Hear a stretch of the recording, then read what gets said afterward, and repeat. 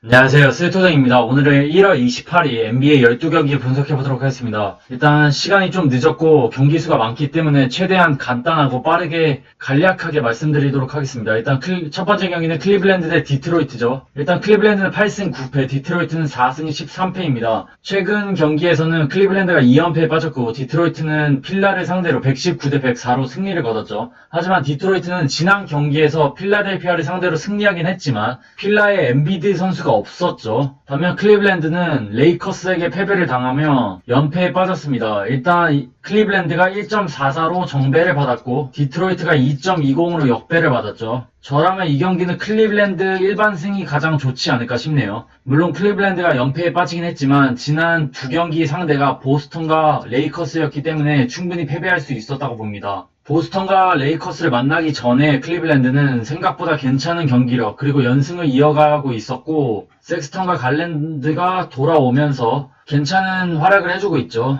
그리고 무엇보다 디트로이트는 그리핀 선수가 결정을 합니다. 물론 지난 경기에서 뭐 딱히 해준 건 없었지만 그래도 존재감만큼은 그리핀이 그냥 있는 것 자체가 디트로이트에게는 그나마 힘이 되는데 그리핀이 없다면 클리블랜드가 충분히 페인트 존에서 더 활약하지 않을까 싶네요. 그래서 저라면 클리블랜드 승, 클리블랜드 핸디 승 쪽으로 갈 것으로 보입니다. 그 다음 경기는 올랜도 대 세크라멘토죠. 일단 올랜도가 1.57로 정배를 받았고 세크라멘토가 1.95로 역배를 받았죠. 일단 이 경기의 포인트는 세크라멘토는 5일 만에 경기를 치르죠. 일단 긴 휴식 시간으로 선수들의 경기력이 어떨지 모르는 상황입니다. 거기다가 비엘리차가 결정을 하죠. 반면 올랜도는 지난 샬럿과의 경기에서 117대 108로 승리를 거뒀죠. 부세비치 선수가 28득점, 12리바운드, 47.8%, 3점 슛 4개를 성공시키면서 맹활약을 해줬고 포니에 선수도 나쁘지 않았었죠. 일단 저라면 이 경기는 올랜도 일반승이 낫지 않을까 싶네요. 일단 세크라멘토는 긴 휴식을 가지긴 했지만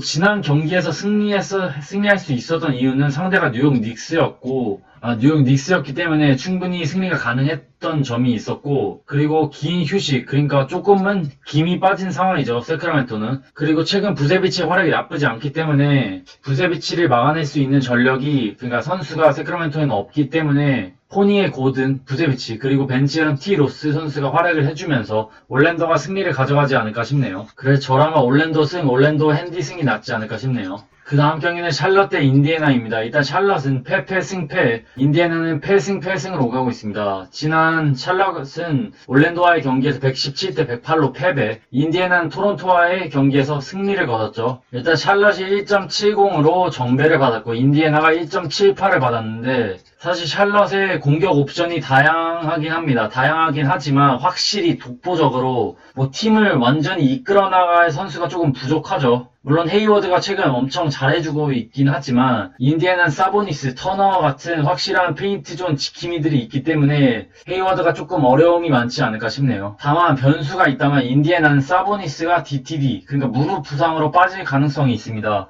그래서 조금 불안하긴 하지만 최근 브로그던의 컨디션이 매우 좋고 벤치에서 제라미 램까지 살아났기 때문에 인디애나가 충분히 비비지 않을까 싶네요. 그래서 저라면 인디애나 역배승 그리고 인디애나 핸디 승이 낫지 않을까 싶네요. 그 다음 경기는 애틀란타 대 브루클린입니다. 일단 애틀란타 9승 8패 지난 클리퍼스와의 경기에서 108대 99로 승리를 거뒀죠. 일단 지난 경기에서 트레이 영 선수가 38득점 야투성을 52.2%를 기록하면서 팀을 승리로 이끌었죠. 다만 클리퍼스는 지난 경기에서 주전들이 없었죠. 그래서 애틀란타가 승리할 수 있었습니다. 반면 브루클린은 2연승을 달리고 있죠. 마이애미를 상대로 2연승을 달리면서 분위기를 조금 반전시켰습니다. 일단 브루클린이 1.26으로 정배를 받았고 애틀란타가 2.81로 역배를 받았죠. 저라면 이 경기는 브루클린 일반승이 가장 좋아 보이고 핸디 기준점이 6.5인데 브루클린 6.5 핸디 승이 낫지 않을까 싶네요. 일단 첫 번째로 애틀란타는 백투백으로 체력적으로 많이 불리한 편이죠.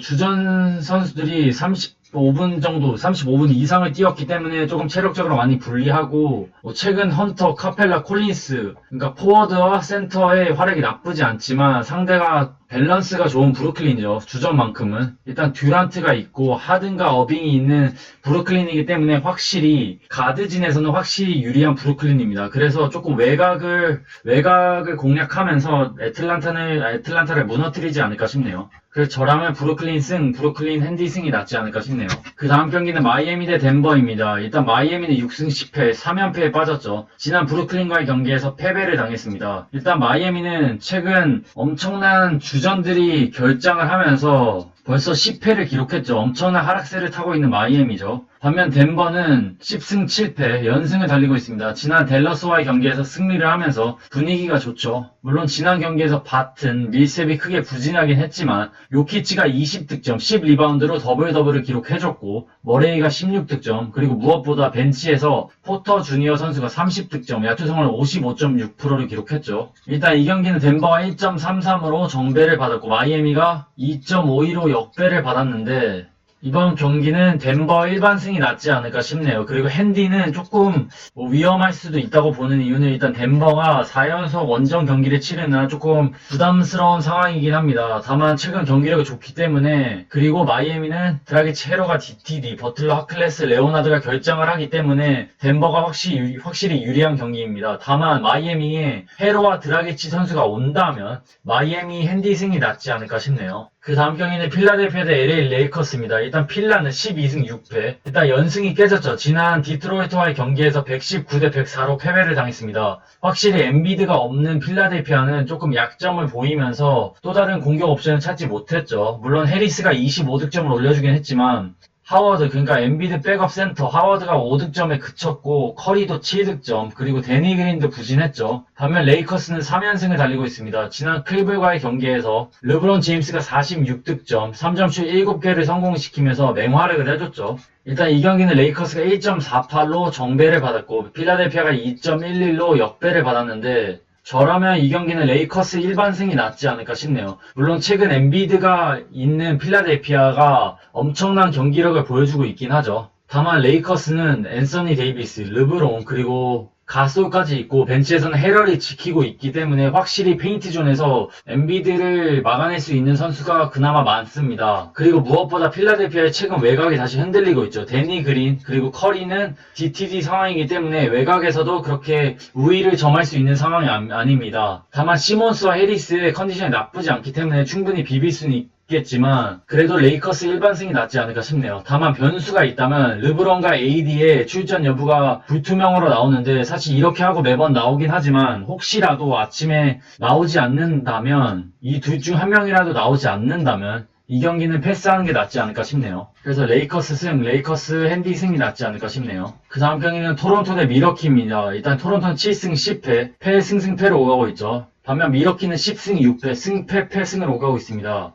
일단 미러키가 1.31로 정배를 받았고 토론토가 2.59로 역배를 받았는데 이 경기는 미러키 일반승이 가장 좋아 보이고 그리고 미러키 핸디승도 가능하지 않을까 싶네요. 일단 체력적으로 미러키는 3일 만에 경기를 치르기 때문에 조금은 유리하고요. 그리고 지난 경기에서 팀 야투 성공률이 54.9%, 3점슛 성공률이 32.3%로 선수들의 슛감이 괜찮았죠. 일단 미들턴이 괜찮았고 아테토쿤보가 27득점 14리바운드로 더블을 기록해줬죠. 그리고 무엇보다 희소식이라면 미러키는 벤치에서 DJ 어거스틴이 아닌 크레이크 선수가 21득점을 올리면서 또 다른 벤치 공격 옵션이 생겨난 셈이죠. 반면 토론토는 일단 시아캄 선수가 DTD, 그러니까 무릎 부상으로 빠질 확률이 조금 높습니다. 때문에 토론토는 일단 라우리와 벤블리트에게 많은 기대를 해야 되는데 최근 라우리의 컨디션이 많이 좋지 않죠. 그리고 아누노비의 득점력도 조금은 주춤하고 있고 베이스는 여전히 비슷하죠. 그리고 무엇보다 벤치에서 부시의 선수가 완전히 살아나야 하는 상황인데 미러키는 DJ 어거스틴, 크레이크 선수가 있기 때문에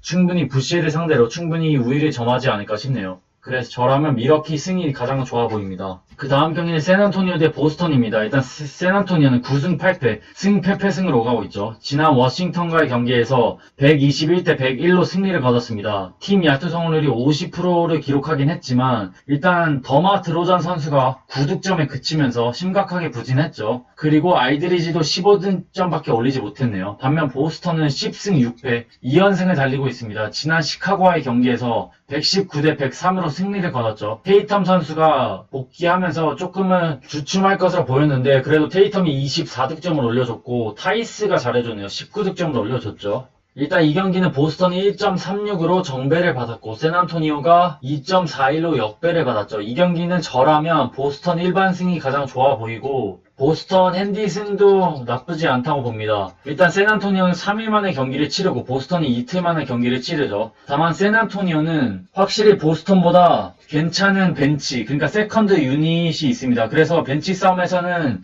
당연히 이길 것으로 보이는데 최근 드로잔이 많이 좋지 않고 주전에서 확실히 그러니까 팀을 이끌어줄 공격 옵션이 없다는 것입니다. 다만 보스턴은 일단 캔바 워커가 복귀했기 때문에 테이텀, 브라운, 그리고 캔바 워커 이 3인방이 공격을 주도할 것으로 보이고 최근 타이스 그리고 탐슨도 제 역할을 해주면서 괜찮죠. 그리고 만약에 스마트가 벤치로 간다면 충분히 수비에서 좋은 역할을 해줄 수 있을 것으로 보기 때문에 보스턴이 승리하지 않을까 싶네요. 그 다음 경기는 뉴올리언즈 대 워싱턴입니다. 일단 뉴올리언즈는 3연패에 빠졌죠. 지난 미네소타와의 경기에서 120대 110으로 패배를 당했습니다. 반면 워싱턴은 3승 10패 2연패에 빠졌죠. 오늘 휴스턴과의 경기에서 107대 88로 패배를 당했습니다. 일단 뉴올리언스가 1.21로 정배를 받았고 워싱턴이 3.10으로 역배를 받았죠. 사실 최근 두 팀을 보면 아무도 믿을 수 없죠. 그러니까 믿을 만한 팀들이 아니기 때문에 사실 패스하는 게 답이긴 하지만 굳이 간다면 저라면 뉴올리언스 일반 승이 괜찮아 보이고 그리고 뉴올 핸디 승이 낫지 않을까 싶네요. 일단 뉴올리언스는 뭐 중간에 경기가 연기되긴 했지만 그래도 4일을 휴식하면서 충분히 재정비했을 것으로 보입니다. 그리고 지난 3연패를 당하는 동안 뉴올리언스는 원정에서 경기를 치렀었죠. 그래서 조금 오랜만에 홈에서 경기를 치기 때문에 조금은 다른 분위기, 그러니까 새로운 분위기로 팀을 승리로 이끌지 않을까 싶네요. 반면 워싱턴은 백투백이고 하치무라, 와그너, 베른탄스가 아웃이기 때문에 여전히 브래들리 빌과 웨스트브룩의 부담감이 큰 상황인데 최근 웨스트브룩의 그렇게 경기력이 그렇게 좋지 않기 때문에 저라면 뉴올리언스 일반승이 낫지 않을까 싶네요. 그 다음 경기는 피닉스 대 오클라호마입니다. 일단 피닉스는 8승 7패 2연패에 빠졌죠. 지난 덴버와의 경기에서 120대 112로 패배를 당했죠. 반면 오클라호마는 7승 9패 연패를 탈출했습니다. 지난 포틀랜드와의 경기에서 125대 122로 승리를 거뒀죠. 일단 피닉스가 1.28로 정배를 받았고 오클라호마가 2.72로 역배를 받았죠. 저라면 이 경기는